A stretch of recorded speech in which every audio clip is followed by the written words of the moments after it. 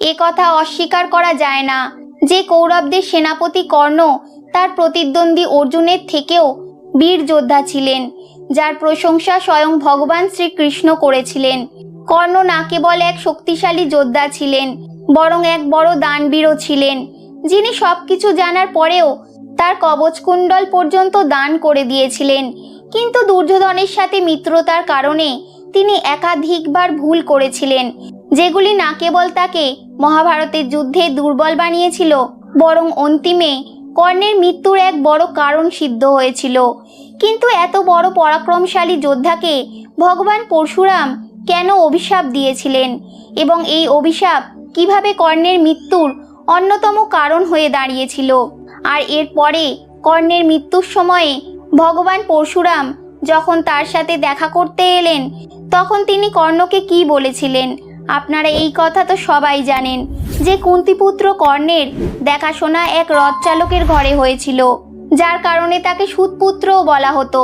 তার বীরত্বকে দেখে দুর্যোধন তাকে অঙ্গদেশের রাজসিংহাসন দিয়েছিলেন এবং জরাসন্ধের পরাজয়ের পর কর্ণকে চম্পানগরের রাজাও ঘোষিত করেন।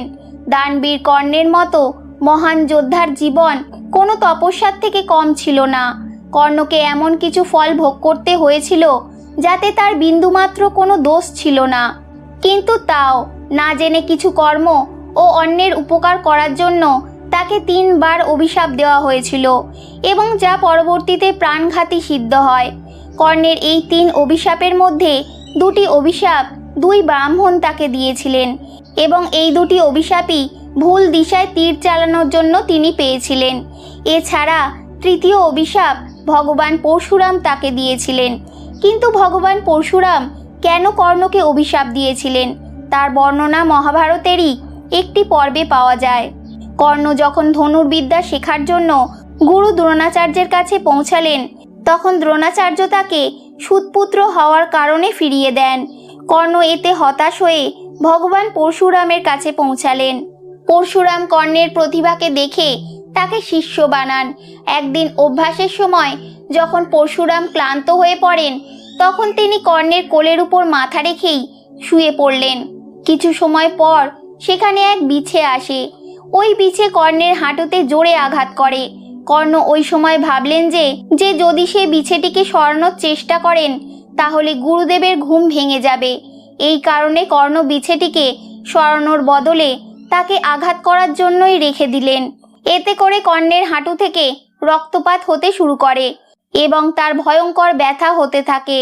কর্ণের রক্তপাত এতটাই হচ্ছিল যে যখনই ওই রক্ত পরশুরামের শরীরে গিয়ে ঠেকল, তখন তার ঘুম ভেঙে গেল। পরশুরাম দেখলেন যে কর্ণের হাঁটু থেকে রক্তপাত হচ্ছে।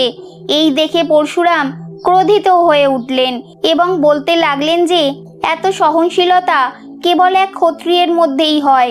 যার পর পরশুরাম কর্ণের উপর রেগে গিয়ে বললেন, তুমি আমায় মিথ্যা কথা বলে জ্ঞান অর্জন করেছ। এই কারণে আমি তোমায় অভিশাপ দিচ্ছি যে যখনই তোমার আমার দেওয়া জ্ঞানের প্রয়োজন হবে, তখন সেটি তোমার কোনো কাজেই আসবে না। আসলে ভগবান পরশুরাম ক্ষত্রিয়দের শিক্ষা দিতেন না এবং কর্ণকে তিনি ব্রাহ্মণ পুত্র ভেবেই জ্ঞান দিয়েছিলেন। এমন অবস্থায় ক্রোধিত হয়ে তিনি কর্ণকে অভিশাপ দেন এবং অন্তিমে মহাভারতের যুদ্ধের সময় কর্ণ ভগবান পরশুরামের থেকে প্রাপ্ত জ্ঞান ভুলে গিয়েছিলেন। মহাভারতের রণভূমিতে যখন কর্ণ তার অন্তিম সময়ের নিকটে ছিলেন, তখন ভগবান পরশুরাম তার কাছে এসেছিলেন এবং কর্ণকে তিনি বললেন যে এই দিনের জন্যই তো আমি তোমাকে অভিশাপ দিয়েছিলাম। তিনি আরও বলেন, হে পুত্র, এই যুদ্ধে বিজয় হলেও তুমি কিছুই পেতে না। যদি বাসুদেবের সাহায্যে তুমি কোনোভাবে বিজয়ী হয়েও যেতে, তাহলেও তুমি নিঃস্ব হয়ে যেতে। এই কারণেই হে দানবীর কর্ণ, বিজয়ের উপর কেবল পাণ্ডবদেরই অধিকার রয়েছে। এছাড়াও তুমি কিছু নেওয়ার জন্য প্রসিদ্ধ নও, বরং তুমি দেওয়ার জন্যই প্রসিদ্ধ। নিজের ভাগ্যের পরিণামের সাথে সন্ধি করে নাও।